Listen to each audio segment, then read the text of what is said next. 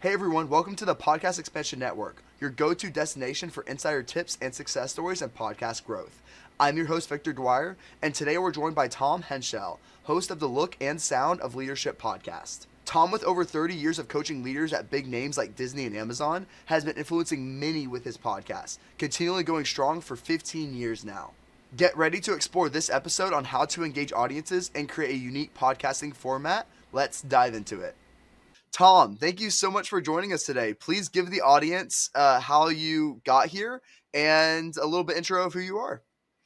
Well, thanks, Victor. I'm really glad to be here. So, my day job, I'm an executive coach and I work with senior leaders in corporations, but I've been podcasting since 2008. So that's my passion. And I think that's how I come to be with you today. That's amazing.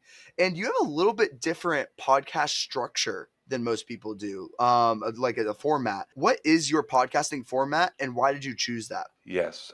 So I don't have guests. It's about a 25-minute show. The first half it's like a little piece of radio theater. It's me narrating to you, the listener, a coaching session. I said this to her, she said this to me, I said this to her, and it's almost 100% dialogue. There's no kind of explanation. It's just you're listening in on a session. And then the second half is I kind of deconstruct it. Like, what did you just hear and what's important and why are we talking about that in coaching and so on? And it's just tips and tools for people. So the show is called The Look and Sound of Leadership, and it's meant to be tools for people to use in their professional development. So it's pretty Yeah, different. I've never heard a show quite like mine. You also asked, by the way, how did I get there? yeah, How did I yeah, come upon it? like why did you choose that format? Yeah. It it evolved over years. So if you went back and listened to my original shows, like in 2008, they were like 7 minutes long, and it was just me kind of being like an advice columnist, just giving you advice. And over time, I started introducing some dialogue with my clients because I love listening to people. And I mean, look, that's what I do for a living. And it's easy for me to reconstruct dialogue. So I would do that as an example. And then I suddenly went, that would be fun. And so it evolved naturally to where it is today. And when it comes down to like the marketing that you do behind it, is there any back end that you do, or do you just post the episodes? Like, what does that look like? The growth behind Wow. the podcast. I, I got to tell you, Victor, I feel so lucky. So I started, in 2008. Nobody knew what podcasting was. Nobody was listening to. I mean, I didn't know what it was the first time somebody said to me, "You should do a podcast," and I said, "What's a podcast?" Right? I mean, I didn't know. In those days, Apple was so glad to have people, and I was posting regularly. I was on a cadence, and I never missed. And so they elevated me. They featured me, and that was my marketing for years. I mean, Mhm. that built my base and my word of mouth because when people would go in the career section or the business section or whatever it was, and I mean, literally without stop for years, I was featured there. And so my listenership grew. I didn't do anything except be Mhm. consistent. Yeah, and I think that's like one of the biggest things that a lot of people have issues with really being consistent and things like that. So going to kind of like the leadership angle, because when you start a podcast, you have to be a leader at some level where you have to start something that's new. You have to conquer the confidence, the fear factor of posting your first thing. When my first LinkedIn post my first podcast I did, it was awful. It was so bad. I was stuttering everywhere. It was really, really bad, but that's okay because I knew that I was going to keep growing off of this. And I knew that like the first one was going to suck and I'm going to get better and better and better. And so what leadership advice do you have for someone that's starting a podcast to like conquer those things? Well, I don't know if you listened to Strike Force 5. I Strike have Force not. 5 was the 5 late night talk show hosts during the strike. They did a podcast together. So it's Jimmy Kimmel and Jimmy Fallon Oh, and Stephen Colbert and Seth Meyers and John Oliver. And they just came together to raise money for their writers who were out of work. But they talked a lot about how they got their jobs. And all of them did test shows that never aired. And by the way, they're all performers, right? They all come from theater background and they all know how to do this stuff. But that whole sense of like what my mom used to say, like making pancakes, you throw the first one away. You know it's not going to be very good, right? Yeah. So I think in some ways you got to have your sacrificial lamb and just get over it. And I love the fact that you say, "Oh, my first one sucked." You posted it anyway, and you just kept going. It's like, how fantastic! Because Mhm. I think it's all okay. You just got to get it up there. You got to do it. Yeah, just to do that like first initial post, it's hard. It takes a lot of balls to do. And you have to conquer like kind of going to your episode of people pleasing, you have to conquer that and say, "Hey, if people don't like it or like whatever, make fun of it or your friends make fun of it, it's just okay. You're not going to die like these things because our fear-based system inside of our head is basically thinking like, "Oh, I'm about to jump off a cliff. I'm scared." But at the end of the day, if you actually just do it, you're like, "Okay, this wasn't that bad." Because no one Right. actually sees your first episode. You might see like 3 people that like might actually see your episode, so it ends up being like okay. Right. And they're going to be your friends and fans anyway. They're going to love you anyway. So, yeah. Yes. So, I mean, it's kind of just do it, right? I mean, that's what we're talking Mhm. about here. And I think there's a balance somewhere in there of listening and not listening versus like taking that toxic hate of like, hey, you suck, man, and like taking those toxic comments and not listening to those, but also listening to the comments that may critique you of like a family member say, "Hey, Victor, you did bad on this and this and this, but you can work on this and this and this." And like, cool, those are critiques. Awesome. That's going to make me better that on my next iteration I can be more efficient.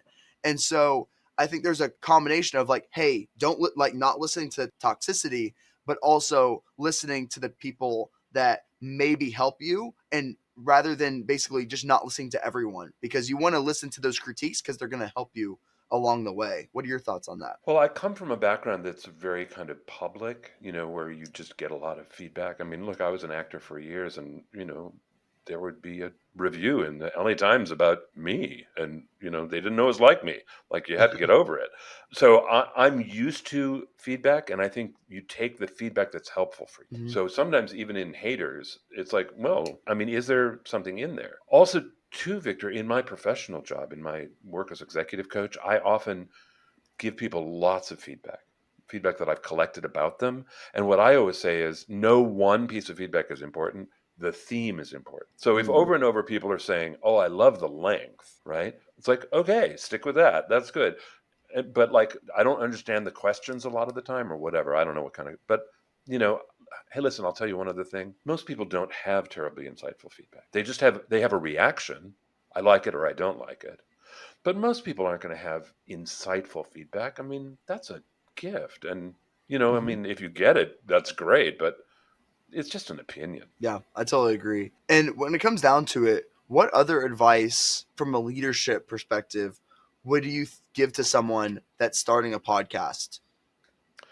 Wow, it's interesting to think about it as leadership. I Mhm. have a team, and it's the only team I really have. I do almost all my work independently, but I have Mhm. this team that's been helping me for years. And it's interesting to think about it as a leadership thing around, for example, just as an example, in the fall of every year, I send everybody the dates that we're going live in the following year. And so everybody's got it on their calendar.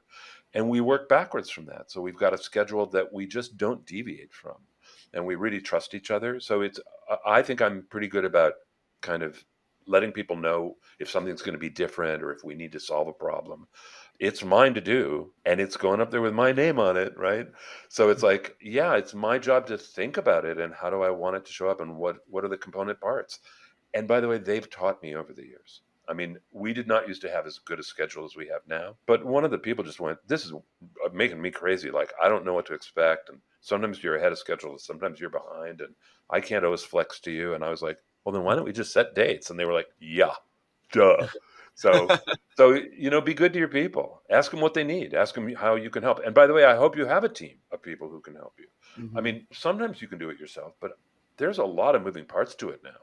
And I think it's hard to do that everything by yourself. When you were first starting, what did that look like? Did you have a team? Were you solo? What did that look like? I had a designer and Mhm. I had a web guy. So I would send the stuff to the designer because it also went up on our website every month. So she would turn it into, all the pretty assets that it needed to be and he would get it live. So, and that structure is there now, except we've also added a VA to do a bunch of other stuff. But so, yeah, I mean, pretty much the structure is still the same. It's all gotten a little bigger, but it's also gotten really refined. I mean, we've kind of got this down to a pretty good science at this point. Mm-hmm. And like, kind of, how are you adapting to the? Obviously, a lot has changed in 2008. Posting a podcast. How have you kind of like dynamically adapted to the new podcasting platforms? Oh, Victor, I'm embarrassed to tell you. I feel like I'm about to be the biggest old dinosaur. So here's the thing for me, and I've been clear about this since the beginning, which is my job, my executive coaching job, is how I pay the bills.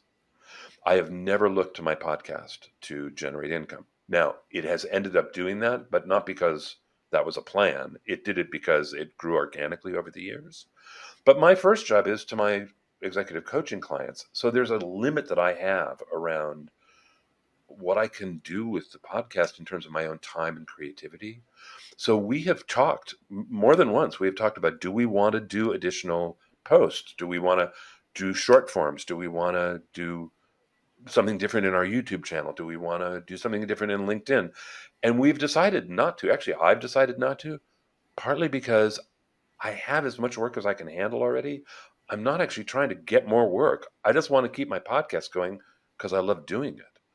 And Mm-hmm. I worry sometimes that maybe, I don't know, maybe I'm going to age out and people are going to go, this guy's not hip, and they're going to just tune me out. I don't know. I don't know. I don't know what's going to happen.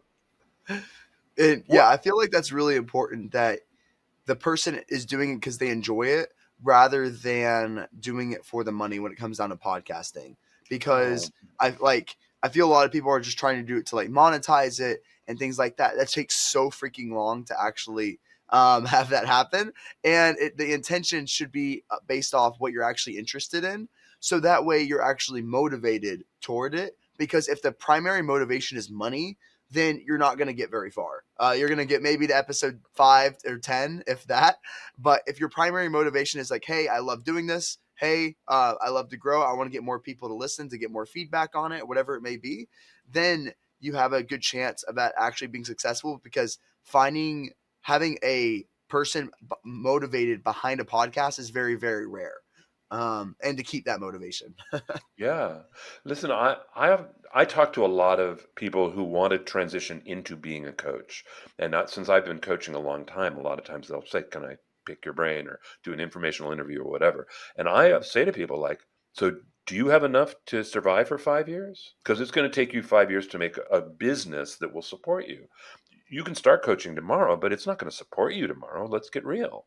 I feel the Mhm. same way about podcasting, that people are like, "Oh, I'm going to make a video course or I'm going to do a podcast." And it's like, great. I mean, believe me, I am all for it. And if you're expecting it to be generating money in 6 months, I just don't think that's realistic. Yeah, and when it comes down to finding that motivation behind that podcast, when you were first starting your podcast, the difference between like an interest of something, saying like, "Oh, this is something like, hey, I'm very interested in leadership and talking about it," and then there's that extra hurdle of like, "Hey, I'm going to start this podcast and go." What was that initial driving factor for starting the podcast? I had been writing a little column for a little newsletter that was part of our professional development group out here in Southern California. And I liked it, and I like writing. I've always liked writing, whatever people say. They like my writing, great, fine. And I would do this little column that would come out once a month. And literally some guy said to me, you have such a nice voice and it's great listening to you, because I had a public kind of persona and people listened to what I said. He said, you should do this as a podcast. And I was like, what's a podcast? But what was really clear to me, Victor, was I was always writing what I was talking about. So I would be, doing a session or doing a training or doing an event, and that gave me kind of fodder for my content for next month. So I've always just been writing what I love, because by the way, I work at what I love. The Mhm. talking with men and women about leadership every day. It's like, yeah, I'm all in on that. So I get to just talk about what I love. It's easy Yeah. for me. Oh, Uh, can I just add one thing? yeah. This is going to echo, I think, what you're talking about. That when I talk with people about creating a podcast, oh, what should I be thinking about? One of the things that I say is, can you imagine yourself talking about the same thing 2 years from now? Mm, I mean, if you were going that's to do good. this, and some people want to do it every week, and I'm like, holy moly, that's a lot of content.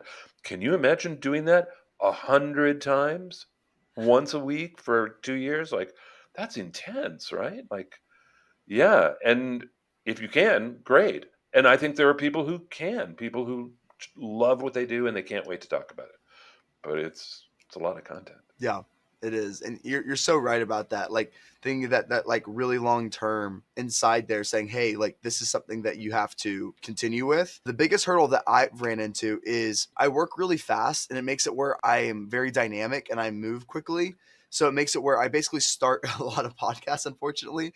I do them for about a year, but I keep basically changing them in dynamic. And more recently, I've been needing to focus a lot more. And so with this podcast in particular, my goal is to focus to where it like lasts more than 5 years is my goal, and not transition away and start another one because I'm basically in the shiny object syndrome of like, oh, I want to do this now. I want to do like marketing, and now I want to do entrepreneurship. Now I want to do thought leader, like all these different things. And now, even in my business, I've been more focused and saying, hey, Victor, I gotta focus. This is what I need to do right now, and then basically not always chase the new shiny object. And that's been a hard part that I'm trying to conquer. And I've been pretty effective of just saying, hey, Glock in, like stay focused, focus on growing this right now.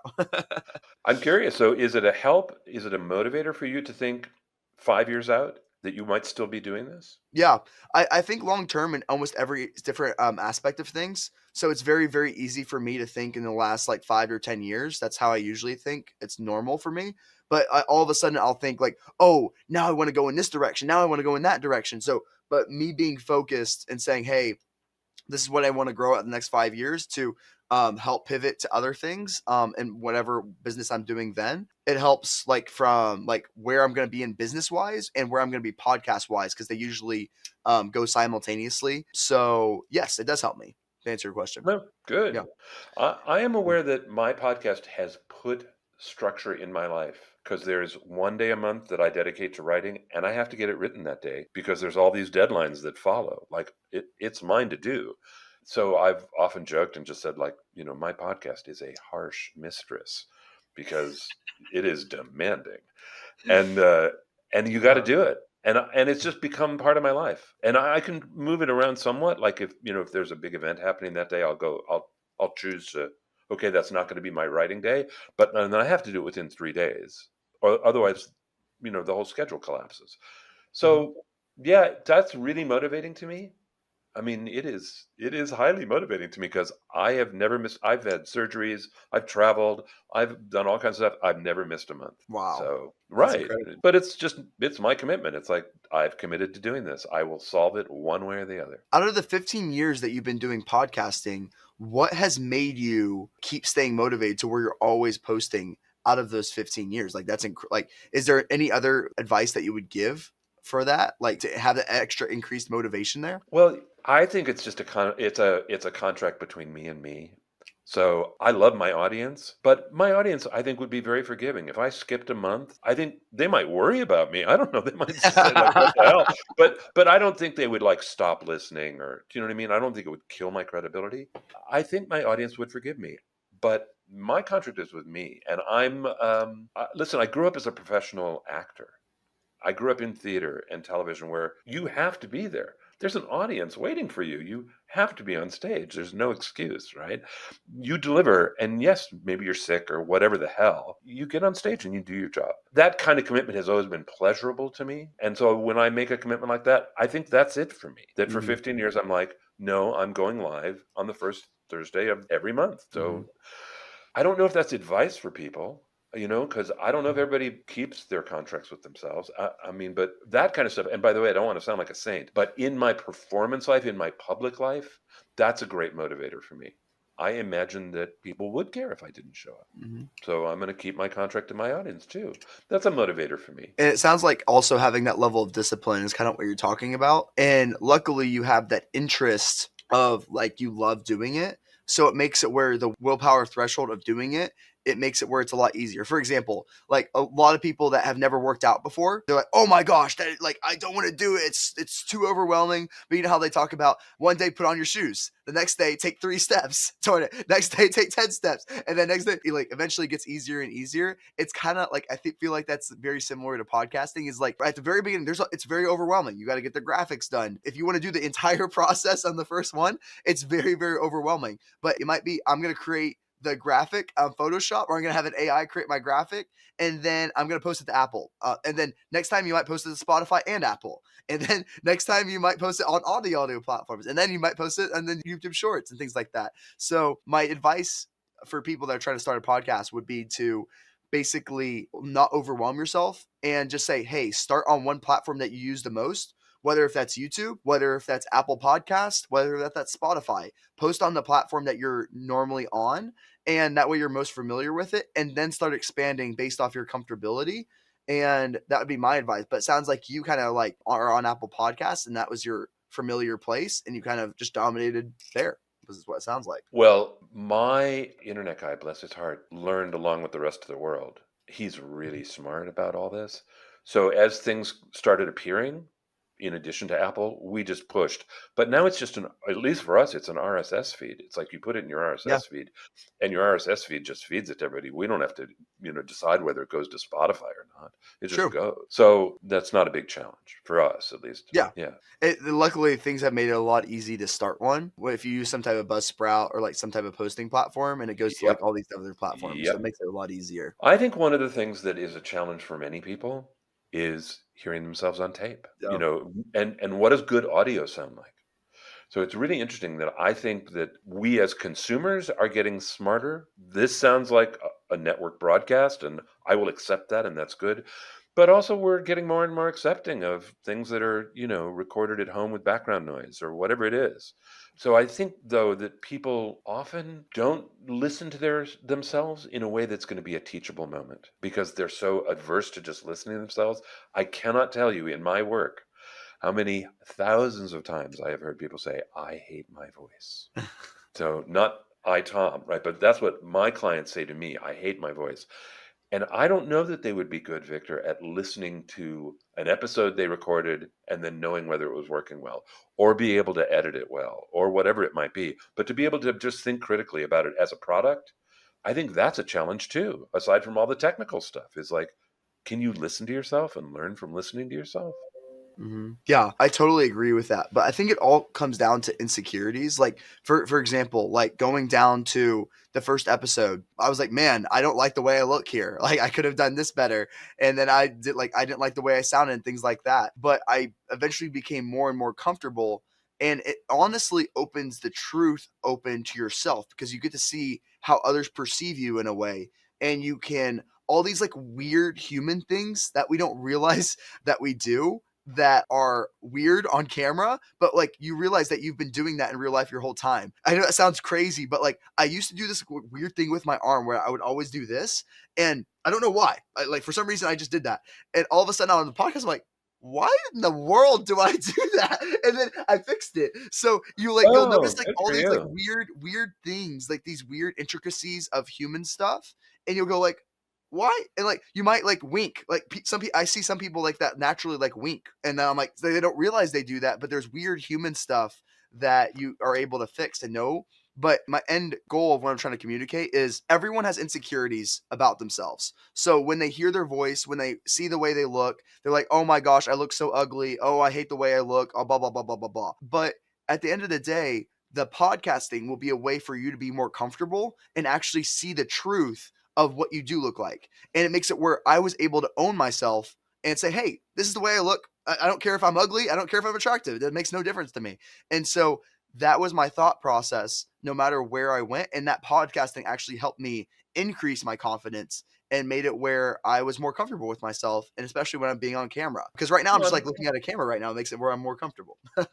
well, I'm glad that was your experience. It's not everybody's experience. Yeah. And do you have any advice for that? Obviously, you've talked about like mastering your nerves and things like that. What advice would you give someone to be more confident on camera or be more confident in the way they sound? Well, if you're doing interviews, it's a challenge because you need to be listening and thinking. And that's hard. And as a coach, I do that all the time. I'm listening to you and I'm kind of keeping the meta conversation in my head. That's a learned skill. So I would Mhm. say start practicing. Go to dinner, ask if you could be an interviewer for 15 minutes and practice because it's freaking hard. So that's one skill that I think you can develop. Another piece of advice, I would be able to think about, for example, you said something, this is what I'm thinking about, and this is why I'm Mhm. distracted, is you were thinking about when you see yourself on video or you get to listen to yourself on audio, that you get to see how others see you. And I am not sure that's true. That's certainly not my Mhm. experience, but I get to know how I see me and I get to make choices about me.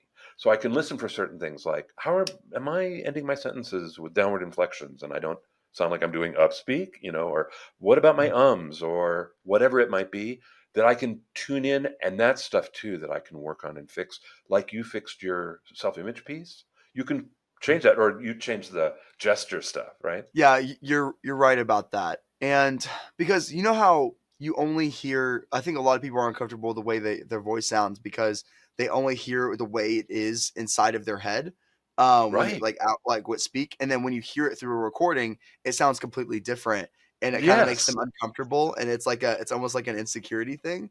And so I feel like a lot of people can eventually conquer that and saying like, this is the truth of like, hey, this is my voice, this is how it sounds. Like, okay, I accept that. Okay, this is the way I look. Cool. Awesome. I accept the way I look. Awesome. Whether it's ugly or attractive, it doesn't matter to me. It doesn't make any difference. And so that's Hey, not going to impact Victor, my podcasting skills in any way.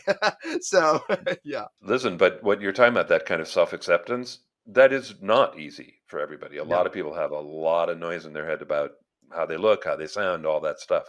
So, and by the way, I talk about that with people all the time. So I hear that from people. If you're Mhm. going to work in podcasting, I agree. I think you need to accept that that's a reality, accept that you're going to go there. I hope that you have, whoever's working it, has some joy in performance, that Mhm. you're showing up on camera, you're showing up on mic, you're showing up in people's ears. This is a piece of advice that I learned a long, long time ago when I was an actor here in Hollywood. And I was making a living on camera, but I wanted to do voiceover work. And I took a class from a guy, and he said, and I've never forgotten this, he said, it is not a microphone, it is someone's ear. And you need to be specific about whose ear is it. Mm. So, and that you are actually talking to someone. And that's always been helpful to me. And by the way, Mhm. my podcast, which is just me talking for 25 minutes, it's like there's nobody else there. I'm very clear in my head. I know who I'm talking to. I have a person I'm talking to every time. And it's really Mhm. helpful and comforting. That is smart. I don't know if you've ever read the Jordan Belford's book. I forgot the Way of the Wolf. It's basically a book about sales. And let me see if I have it. There's this. Oh, here it is. Perfect. Okay, so Wow. I think he calls it olfactory setting. This is basically it's a thing that you put up your nose. It's all it is. It's basically like a smell. You like put up your nose and it's a very strong smell. And I do this before my sales calls. And so what it does is it gets me in a certain persona that I need to be in for sales calls. And it basically is like a tool to set saying, boom, like I'm ready for my sales call and like hype me up almost. Even though it doesn't do that, Wow. but like it's not like a caffeine thing. It's just literally a smell. No, but That's it all gives it you is. it gives you a jolt. Hey, but listen, Yeah, smells have an impact. I mean, they they change you. do. It's like, yeah, that's fantastic. Wow, how great that you have that. Yeah. Listen, I just want to no, but seriously, Victor, I want to tell you that I think if you've got any kind of ritual, any kind of belief that's going to help you show up the way you want to show up, do it. If turning around 3 times and spitting at the ceiling is gonna help you, like, go for it. I mean, really commit. So, yeah, whatever works. And by the way, I say that as somebody who has a relationship with my microphone, has a relationship with my writing, and how I show up every week. Yeah, not every month. Yes, I have routines, and they're comforting, and I do them every month. Yeah. And so with this particular the way I do it with my sales calls is if I'm ever feeling tired, I will put the smell up. I will do jumping jacks to get my heart racing. And so every time I have the smell, all of a sudden basically my brain says, "Oh, I need like lots of energy right now." And so that's how I've programmed my brain to like kind of do that. Obviously, I'm huge in psychology. I love psychology. But where I'm going with this is if you're ever doing a podcast and if you need to perform a certain way, it helps to have some type, like what you said, ritual. And basically, as soon as I start the podcast, I didn't realize this until now, but like having that new persona, like that podcasting persona of being kind of loud and kind of like having more gestures and things like that. And you kind of enter that new stage, which you're going to naturally find that person that's starting their process. They're going to kind of like find that right fit of who they kind of like need to be. Cause we're always changing based off our environment. It's that simple. That's how humans are. But you're going to find what is the best podcasting scenario you need to be, whether it might be loud, it might be quiet, it might be depending on whose ear you're whispering into and talking to, that will change based off who you need to be personality wise. Great. I love the fact that you have so much faith that people will find their way. Yeah. Yeah, that's great. Thank you. Good. And after everything that we talked about, what would be your one key takeaway for someone starting a podcast and kind of having the dedication to have 15 years behind their belt of 15 years behind a podcast? What would be your one key takeaway from this? It has two parts to it. One is figure out, what is a win going to look like to you? What is quote unquote good podcasting in your life? And then commit to it. Be consistent. I mean, it's a noisy world in the podcast world right now, right? There's millions and millions and millions of things that we can all choose from. So yeah, to make yourself distinct, you've got to know what you're doing and commit to it. Yeah. And was that the first part, or was that the second? Were those both? So the first Okay. part is really get clear on what you're doing. Okay. Why do you want to do it? What does a win look like? And then part two, do it all the time. Commit. Do it. Mhm. Yeah, because consistency matters. Look, we all know that it's a world of bots, right? It's a world of algorithms. If you are inconsistent, the algorithm just moves over you. They just move past you. It's true. Yeah, Yeah. that's not good. You need their help. Yeah, that's true. Well, Tom, thank you so much for joining today. Please tell the audience like how to find you and how to find more about your podcast. So the show is called The Look and Sound of Leadership. It's available wherever podcasts are sold. My company is called Essential Communications, and we have lots of free resources. If any of your listeners are looking for resources around personal development, professional development, career development, leadership development, we got lots and lots that we give. And our website is essentialcom with 2Ms.com. So come take what's helpful. Help yourself. Awesome. Well, Tom, thank you so much for joining. Thank you for all the insights. We took a little bit different turn of like the more That's great. psychological angle, which I enjoyed. And so thank you so much for joining. And thank you everyone for listening. If you got this far, this is the Podcast Expansion Network. Thanks, guys. Talk to you later.